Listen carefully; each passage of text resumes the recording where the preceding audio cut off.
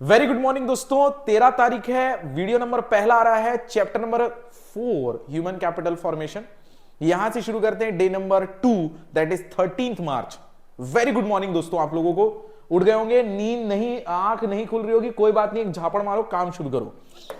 चलिए शुरू करते हैं ह्यूमन कैपिटल फॉर्मेशन। सबसे पहले दो टॉपिक डिस्कस करते हैं दोस्तों, फिजिकल कैपिटल और ह्यूमन कैपिटल। भैया ये वो सारे इनपुट हैं जो फर्दर प्रोडक्शन के लिए बहुत काम आते हैं, जैसे प्लांट, मशीनरी, फैक्ट्री वगैरह। अब ध्यान से समझना, physical capital is needed to make use of physical resources. अब accumulation of quite important for economic growth. क्यों? किसी भी कंट्री के लिए इकोनॉमिक ग्रोथ का सबसे बड़ा इंपॉर्टेंस उस कंट्री के कैपिटल स्टॉक में बढ़ोतरी होने के बाद समझ में आता है। Entrepreneur possesses knowledge to calculate expected rate of return to range of investment and then rationally decide कि कौन से फिजिकल कैपिटल में उसे इन्वेस्ट करना चाहिए। फिजिकल कैपिटल जो है एक इकोनॉमिक और टेक्निकल प्रोसेस है, whereas ह्यूमन कैपिटल एक हमारे कंट्री में कैसा प्रोसेस है दोस्तों, ये है एक सोशल प्रोसेस। कैसा प्रोसेस है? सोशल। आगे चलते हैं।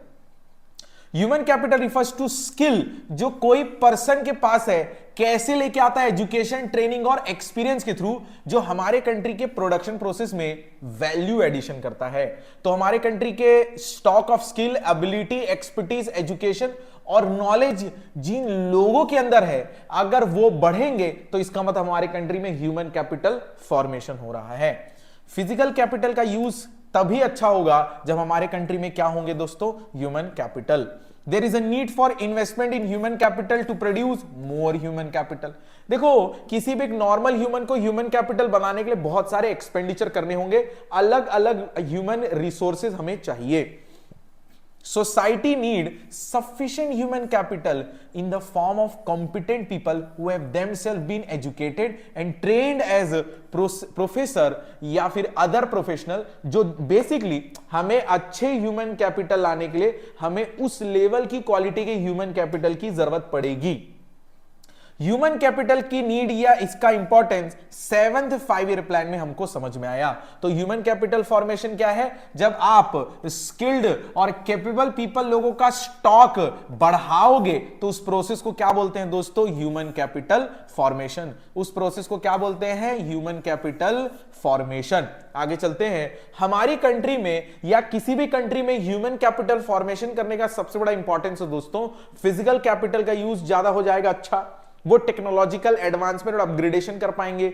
इमोशनली जो जो सोसाइटी में जो चेंजेस आ रहे हैं, जो सोशल चेंजेस है, उसको आसानी से क्या कर पाएंगे दोस्तों? अडॉप्ट कर पाएंगे। Human capital formation is associated with the investment in man and his development as creative and productive resources. Human capital एक स्टॉक कंसेप्ट है, whereas human capital formation is a flow concept. आगे चलते हैं sources of human capital. सबसे पहले आपको कहां खर्च करना है दोस्तों? एजुकेशन में, क्योंकि जो एक एजुकेटेड पर्सन की जो स्किल होगी वो ज्यादा रहती अनएजुकेटेड पर्सन के कंपैरिजन में। एजुकेशन कंट्रीब्यूट करता है इकोनॉमिक ग्रोथ और डेवलपमेंट करता है। क्यों? क्योंकि ध्यान से समझो, यह लोगों को नॉलेज देता है ताकि जो चेंजेस हो रहे सोसाइटी में वो आसानी से उसको क्या कर सके? अडॉप्ट कर सके, अंडरस्टैंड कर सके। ये इन्वेंशन और इनोवेशन बढ़ाता है इकोनॉमी में। जो availability of educated labour force है वो न्यू टेक्नोलॉजी को आसानी से क्या कर सकता है? अडॉप्ट कर सकता है। ये हाई अर्निंग कैपेसिटी लोगों की बढ़ा देता है। एंड सबसे इंपॉर्टेंट, ये बेटर यूज गिवन रिसोर्सेज का बेटर यूज कर पाते हैं क्योंकि इनके अंदर एक स्किल डेवलप हो चुकी है थ्रू ह्यूमन कैपिटल फॉर्मेशन। अगर हेल्थ पे आप खर्चा करोगे तो आप इंक्रीज कर रहे हो supply of healthy human force. तो उसके लिए अगर पुअर हेल्थ और अंडर नरिशमेंट मिल रहा है तो ये quality of manpower reduce कर देगा। इसीलिए एक sick labour without access to medical facility is compelled to abstain from work and there is a loss of productivity. अब देखो, अगर क्या होगा, अगर हम अनइंटरप्टेड लेबर फोर्स चाहिए हमें, तो फिर हमें मेडिकल फैसिलिटी और हेल्थ फैसिलिटी अच्छी करनी होगी। उसके लिए हमें एक्सपेंडिचर करना होगा किस पे दोस्तों? हेल्थ पर। अगर हेल्थ पे खर्चा करना है तो 3 टाइप के, प्रिवेंटिव है, क्यूरेटिव है, सोशल मेडिसिन है और provision of clean drinking water या गुड सैनिटेशन फैसिलिटीज है। तीसरा खर्चा है ऑन द जॉब ट्रेनिंग। ये आपकी एफिशिएंसी, आपका प्रोडक्शन ऑफ गुड्स में आपकी प्रोडक्टिविटी बढ़ाएगा। दूसरा, जो एक्सपेंडिचर किया जाता है ट्रेनिंग पर, उससे जो रिटर्न है वो ज्यादा होता है, more than the cost of it. अब एक्सपेंडिचर ऑन क्या लिखा है दोस्तों, माइग्रेशन। अब ध्यान से समझो, जो टेक्निकली क्वालिफाइड रहते हैं जो लोग, वो अदर कंट्रीज जाते हैं बिकॉज ऑफ हायर सैलरी। तो तीन टाइप के खर्चे होते हैं माइग्रेशन में, पहला कॉस्ट ऑफ ट्रांसपोर्टेशन, दूसरा है कॉस्ट ऑफ लिविंग और तीसरा है साइकिक कॉस्ट। साइकिक कॉस्ट मतलब जो दूसरे कंट्री में रहने से जो स्ट्रेस आ रहा है, जो आपकी क्वालिटी ऑफ लाइफ डिटोरिएट हो रही है, जो सोशो कल्चर में जो चेंजेस आए हैं, वो खर्चा भी आपको लगता है आपका दिमाग का जो क्वालिटी है वो डिटोरिएट होता है। अब आगे चलते हैं, expenditure on information. Expenditure on information में लिखा है आपको इंफॉर्मेशन सीख करना है कि क्या जो एजुकेशनल इंस्टीट्यूशन आप जाना चाह रहे हैं वहां का एजुकेशनल स्टैंडर्ड कैसा है, उस एजुकेशनल स्टैंडर्ड की कॉस्ट क्या है, और सबसे इंपॉर्टेंट ये इसलिए भी लिया जाता है, इसलिए भी खर्चा किया जाता है इंफॉर्मेशन पर, यह देखने के लिए कि क्या मुझे उस पर्टिकुलर इंस्टीट्यूशन में एज ए ह्यूमन कैपिटल बनने मिलेगा कि नहीं, क्या मैं अपने इन्वेस्टमेंट का, अपने ह्यूमन कैपिटल का, अपनी स्किल का सही तरीके से यूटिलाइज कर पाऊंगा कि नहीं। एक बहुत फेमस क्वेश्चन है ह्यूमन कैपिटल और इकोनॉमिक ग्रोथ में connection. The contribution of an educated person to the economic growth is more than that of an illiterate person। तो इसका मतलब ह्यूमन कैपिटल होगा तो इकोनॉमिक ग्रोथ होगा। Similarly a healthy person contributes economic growth by providing uninterrupted labor supply। तो इसका मतलब आप ये बोलना चाह रहे हैं कि HCF प्रमोट करता है किसको दोस्तों, इन्वेंशन, इनोवेशन और टेक्नोलॉजिकल इंप्रूवमेंट। बिल्कुल हाँ, क्यों? क्योंकि एजुकेशन प्रोवाइड करता है उन्हें नॉलेज जो अंडरस्टैंड कर पाते हैं जो सोसाइटी में चेंजेस हो रहे हैं, जो साइंटिफिक एडवांसमेंट में चेंजेस आ रहे हैं, और इन्वेंशन को वो और इजी बना देते हैं। क्योंकि जैसे जैसे आप एजुकेशन बढ़ाते जाते हो, जैसे जैसे आप नॉलेज बढ़ाते जाते हो, वैसे वैसे आप और कंफर्ट ढूंढते हो लाइफ में। और जब आप कंफर्ट ढूंढते हो तो हर एक एक्टिविटी, हर प्रोसेस का एक ऑल्टरनेटिव ढूंढते हो, और ऑल्टरनेटिव ढूंढने के कारण आप इन्वेंशन की तरफ जाते हो। Similarly, availability of educated labor force facilitates adoption to new technology। क्योंकि वो स्किल्ड है, वो स्किल्ड हो चुका है, वो एजुकेटेड है, तो अगर चेंजेस आ रहे हैं, क्योंकि ऐसा तो नहीं है ना कि उसको कंप्यूटर चलाने नहीं आता, एक सॉफ्टवेयर नया है वो आसानी से अडॉप्ट कर लेगा। क्लियर है? अब एक क्वेश्चन दोस्तों यहां से बन रहा है, मैंने 2-3 एसक्यूपी में देख लिया। एसक्यूपी में क्या देखा है ध्यान से समझो। क्या डिफिकल्टी आ रही है ह्यूमन कैपिटल को इकोनॉमिक ग्रोथ के साथ कनेक्ट करने में? क्यों ये डिफिकल्टी आ रही है? क्योंकि डिफिकल्टी है मेजरमेंट प्रॉब्लम में। क्या मेजरमेंट प्रॉब्लम में? हम ये नहीं बता पा रहे हैं कि क्या ह्यूमन कैपिटल होगा तो इकोनॉमिक ग्रोथ होगा। क्या ये कनेक्शन जरूरी है, पॉजिटिव बैठ रहा है? नहीं। देखते हैं क्यों। क्योंकि मेजरमेंट प्रॉब्लम है। Education measured in terms of years of schooling, teacher people ratio, people enrollment rates may not reflect the true picture or quality of education। हम ये बोल रहे हैं ह्यूमन कैपिटल होगा तो इकोनॉमिक ग्रोथ होगा। अरे पर ह्यूमन कैपिटल कितनी अच्छी क्वालिटी का है ये किस पे डिपेंड करता है? एजुकेशन और हेल्थ पे। और एजुकेशन और हेल्थ किस पे डिपेंड करता है? मेजरमेंट पर। और मेजरमेंट ऐसे होता है, तो भैया आप ऐसे थोड़ी बोल दोगे कि एजुकेशन क्वालिटी का है। वैसे ही सिमिलरली हेल्थ पे भी जाता है। Measure in terms of monetary terms, life expectancy and mortality rate may not reflect the true health status of people in a country. जो लोग ज्यादा लंबा जी रहे तो इसका मतलब ये हो जाएगा कि क्या वो हेल्दी है। अगर वो 25 साल से बेड पर है तो क्या मतलब, उनको देखरेख करने के लिए किसी की जरूरत पड़ रही तो क्या मतलब? तो इसका ये मतलब हो गया ह्यूमन कैपिटल बन जाने से इकोनॉमिक ग्रोथ हो जाएगा, ये जरूरी नहीं है। It means it's difficult to establish a relation, cause and effect from the growth of human capital and economic growth. आगे चलते हैं। आपके कंट्री में ह्यूमन कैपिटल का क्या इंपॉर्टेंस है? तो पहला है दोस्तों effective use of physical capital. क्यों? क्योंकि जिसके अंदर स्किल होगी और वो अच्छे तरीके से एफर्ट लगा के एक्सटेंसिवली ये डिपेंड करेगा कि ह्यूमन कैपिटल जितना अच्छा होगा उतना अच्छा यूटिलाइजेशन होगा किसका दोस्तों? फिजिकल कैपिटल का। Higher productivity and production. देखो क्या होगा ना कि अगर आप ट्रेनिंग के कारण स्किल्ड हो चुके हो तो आपको पता है किसी पर्टिकुलर रिसोर्सेज को कितने अच्छे से यूज करना है, तो विदाउट वेस्टेज आप रिसोर्सेज यूज करोगे। अब invention, innovation and technological improvement, ये ध्यान से समझना दोस्तों। जो एजुकेशन है ना वो आपको क्या प्रोवाइड करता है? नॉलेज देता है। क्या अंडरस्टैंड करने में? Changes in society, scientific advancement which facilitates ये जो चेंजेस आप एडाप्ट कर पा रहे हो उसके कारण इन्वेंशन में फैसिलिटेट्स, आपको इजी बनाता है। Similarly availability of educated labour force facilitates adoption to new technology.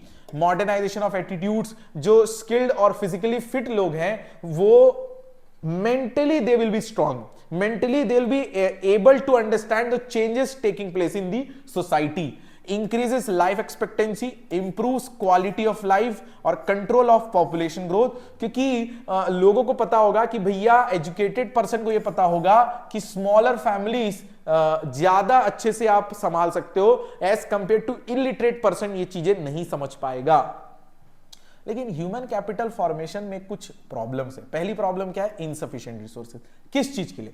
Human capital formation के लिए जो रिसोर्सेज की रिक्वायरमेंट है, जो एलोकेटेड है, वो डिमांड के कंपैरिजन में, रिक्वायरमेंट के कंपैरिजन में बहुत कम है। और सबसे बड़ी प्रॉब्लम है कि बहुत सारे सोसाइटीज के ह्यूमन रिसोर्सेज का बहुत ज्यादा वेस्टेज होता है। कैसे? कुछ एजुकेटेड पीपल या तो उनको जॉब मिलती नहीं है, अनएम्प्लॉयमेंट, या मिलती है तो अंडर यूटिलाइज हो रही है, मतलब उनकी वैल्यू 1 लाख की है, उनको जॉब मिल रही है 50 या 60 हजार रुपए की।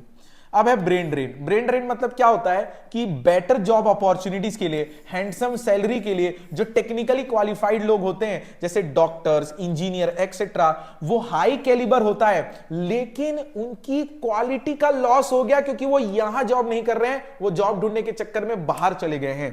High growth of population, the continuous rise in population has adversely affected the quality of human capital। क्यों?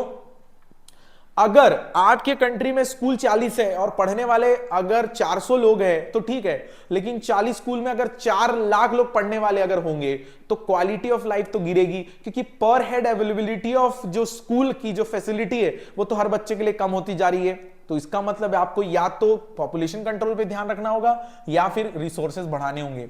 Several imbalance, a greater proportion of resources have been diverted towards higher education which is meant for बहुत कम people compare to primary and secondary education. हमारे country में बहुत ज्यादा खर्चा higher education पे हो रहा है पहले, लेकिन प्राइमरी और सेकेंडरी एजुकेशन तो क्रॉस हो, तो सबसे बड़ी प्रॉब्लम ये है। Lack of proper manpower planning, there is an imbalance between demand and supply of highly skilled personnel। जैसे एग्जांपल के लिए हमारे कंट्री में हाईली स्किल्ड पर्सनल बनते ही जा रहे हैं, लेकिन उनके एवज में जो अपॉर्चुनिटी, उनके लिए जॉब अपॉर्चुनिटी उतनी हम सप्लाई नहीं कर पा रहे हैं। और वीक साइंस एंड टेक्नोलॉजी, पिछले कुछ सालों में जो साइंस और टेक्नोलॉजी में जो इंप्रूवमेंट आ रहा है, जो चेंजेस आ रहे हैं, साइंटिफिक एडवांसमेंट आ रहे हैं, वो उतना ज्यादा अच्छा नहीं है, जितना सेटिस्फैक्टरी नहीं है जितना वहां पर इन्वेस्टमेंट किया जा रहा है गवर्नमेंट के थ्रू या प्राइवेट सेक्टर के थ्रू। ह्यूमन कैपिटल और ह्यूमन डेवलपमेंट, इस चीज को समझो। ह्यूमन कैपिटल क्या है ना, एक नैरो कंसेप्ट है। ह्यूमन डेवलपमेंट एक क्या है भैया, एक ब्रॉडर कंसेप्ट है। क्यों ब्रॉडर कंसेप्ट है? क्योंकि ह्यूमन कैपिटल है ना, सिर्फ और सिर्फ उसको एज अ रिसोर्सेज दिखता है, मतलब to increase in the productivity, whereas human beings को एंड्स इन देमसेल्फ, हम इसके बारे में देखते हैं कि आपका वेलबींग, आपकी लाइफ कैसे चल रही है। यहां पे क्या है, सिर्फ और सिर्फ आप अनप्रोडक्टिव हो जाओगे अगर आप output of goods and services में कंट्रीब्यूट नहीं कर रहे हो। तो यहां पे आप प्रोडक्टिविटी का सीन नहीं है, अगर आपकी लाइफ अच्छी चल रही है, ह्यूमन वेलफेयर, आपकी लाइफ अच्छी चल रही है through investment in education, health, even if such investment do not result in higher labor productivity, अगर आप किसी फैक्ट्री में कैपिटल, ह्यूमन कैपिटल नहीं भी बने, आप किसी फैक्ट्री में एज अ प्रोडक्टिविटी आप लेबर नहीं भी प्रोवाइड कर रहे हो, लेकिन अगर आपकी लाइफ अच्छी चल रही है ना, तो आप ह्यूमन डेवलपमेंट में हो। क्योंकि ह्यूमन डेवलपमेंट में एजुकेशन और हेल्थ को इंटीग्रल पार्ट माना जाता है, दैट इज उसके वेलबींग की बात होती है। मतलब जब people have ability to read and write and ability to lead a long and healthy life, तो भैया live a long and healthy life है, तो भैया हम उसका किसकी बात करेंगे, ह्यूमन डेवलपमेंट की। Whereas human capital is all about increase in labour productivity. तो इसका मतलब गवर्नमेंट को तो इंटरवेंशन करना पड़ेगा। गवर्नमेंट को इंटरवेंशन क्यों करना पड़ रहा है? क्योंकि भैया एक्सपेंडिचर जो एजुकेशन और हेल्थ में है वो लॉन्ग टर्म में दिखेंगे, अभी नहीं दिखेंगे दोस्तों। आज जो आप पढ़ाई कर रहे हो अभी आपको जॉब नहीं दे देगा, वो लॉन्ग टर्म इंपैक्ट देगा। और अगर आपने गलत जगह खर्चा कर दिया या ज्यादा खर्चा कर दिया तो भैया वो रिवर्सेबल भी नहीं है। क्या नहीं है वो दोस्तों? वो रिवर्सेबल भी नहीं है। अब देखो सबसे पहले क्या लिखा है, can not be easily reversed. अब देखो, for example, if a child is admitted to a school or healthcare center and required services are not provided, then substantial amount जो damage हो चुका है would have been done before the decision is taken to shift the child to another institution। तो भैया वो तो 6वीं 7वीं 8वीं तो पढ़ चुका ना, तो दिमाग जो डिटेरिएट हो चुका वो आप रिकवर कैसे करोगे? इसलिए गवर्नमेंट को आना चाहिए। कुछ कंज्यूमर्स को तो इन सर्विसेज के बारे में नॉलेज ही नहीं है, और providers of education and health services may acquire monopoly power and may get involve in exploitation. जैसे हमारी कंट्री में है, कुछ स्कूल्स की, इंडिया में कुछ स्कूल की फीस 10 लाख 12 लाख 8 लाख 7 लाख तक भी है। Although they are providing with infrastructure appropriate type of quality education provide कर रहे हैं, बट ये हर आदमी तक तो नहीं पहुंच पा रहा ना। तो ये गवर्नमेंट को ध्यान रखना चाहिए कि यार ये तो बेसिक एजुकेशन और हेल्थ केयर है, ये तो फंडामेंटल राइट है हर इंसान का। कंट्री में जितने भी लोग रह रहे हैं ये उनका फंडामेंटल राइट है। When basic education and healthcare is considered as a right of citizen, then it is essential that government should provide education and health services free of cost for the deserving citizen and those from socially oppressed classes. Clear? अब इसके लिए government ने क्या सोचा, 100% literacy और health facility for all होना चाहिए। तो इसलिए हम देखते हैं एजुकेशनल सेक्टर के क्या हालात हैं। सबसे पहला, अगर एजुकेशनल सेक्टर का खर्चे के बारे में सोचे तो as a percentage of total government expenditure देखे तो 7.9 से डबल हो गया है परसेंटेज, और जीडीपी के कंपैरिजन में देखे तो 0.64 से 4.13 हो गया। जबकि गवर्नमेंट का जो एजुकेशन कमीशन है 1964-66 में उन्होंने बोला था 6% होना चाहिए। आगे चलते हैं। गवर्नमेंट स्पेंड करता है एलिमेंट्री पे ज्यादा और टर्शरी और हायर एजुकेशन पे करता है सबसे कम, ठीक है। और अगर हम देख रहे हैं 2014-15 में per capita education expenditure Himachal में है दोस्तों 34,000, जबकि एज लो है बिहार में कितना दोस्तों 4,088। ये बहुत ज्यादा डिफरेंस दिखा रहा है एजुकेशन सेक्टर के बारे में। इनएडिक्वेट एक्सपेंडिचर ऑन एजुकेशन, देखो एजुकेशन कमीशन 1964-66 में रिकमेंड किया था एटलीस्ट 6% जीडीपी का खर्च होना चाहिए, बट करंट लेवल में एक्सपेंडिचर इज लिटिल ओवर कितना दोस्तों 4%, which is quite इनएडिक्वेट। Provision of free education के बारे में उन्होंने सोचा है। 1999 में तापस मजूमदार कमेटी ने बोला था कि अगले 10 सालों में 1990 से लेके 2006-7 तक 10 सालों में 1.37 लाख करोड़ खर्चा करना होगा अगर आपको 6 से 14 साल के बच्चों को स्कूल एजुकेशन के अंदर लाना है। तो फिर गवर्नमेंट ऑफ इंडिया ने क्या किया, 2009 में एक राइट टू एजुकेशन एक्ट बनाया, क्या प्रोवाइड करने के लिए, टू मेक फ्री एजुकेशन। किन के लिए, 6 से 14 साल के बच्चों लोगों के लिए। अब इसके लिए इतना सारा खर्चा करेंगे तो कहां से करेंगे, तो गवर्नमेंट ने क्या किया, 2% एजुकेशन सेस लगाना चालू किया हर यूनियन टैक्स पे, और यहां से जो खर्चा आया, रेवेन्यू आया, उसको कहां पे खर्चा करना चालू किया, एलिमेंट्री पे। अभी भी हायर एजुकेशन बहुत कम लोगों तक ही पहुंच पा रहा है। देखो क्या लिखा है, Indian education pyramid is steep indicating lesser and lesser number of people reaching to the higher education level. लोग एलिमेंट्री और प्राइमरी एजुकेशन तो क्रॉस कर ले रहे हैं, वहां तक तो पढ़ पा रहे हैं, लेकिन when it comes to higher education वहां पहुंच नहीं पा रहे। क्यों? क्योंकि as per national sample survey office बहुत सारे ऐसे लोग हैं जो ग्रेजुएट तो हो रहे हैं लेकिन अनएम्प्लॉयड है। अब इसकी वजह से क्या हो रहा है कि बहुत ज्यादा लोग हायर एजुकेशन को चाह नहीं रहे, एक्सेप्ट नहीं करना चाह रहे कि यार मैं हायर एजुकेशन पे जा रहा हूं, यार इतना तो अनएम्प्लॉयमेंट रेट चल रहा है तो छोड़ो, हायर एजुकेशन पे नहीं जाते, सीधे जॉब में चलते हैं। तो एक सबसे बड़ी प्रॉब्लम है कि हायर एजुकेशन सिर्फ बहुत कम लोगों तक ही पहुंच पा रहा है। यहां देखो ना, एक डेटा लिखा है, The most severely affected ones were young rural female graduates, as nearly 30% them are unemployed। ये यंग रूरल फीमेल ग्रेजुएट्स है, उनमें से 30% क्या है दोस्तों, अनएम्प्लॉयड। यहां तक चले दोस्तों, मिलते हैं 12 बजे नए वीडियो के साथ, दैट इज रूरल डेवलपमेंट।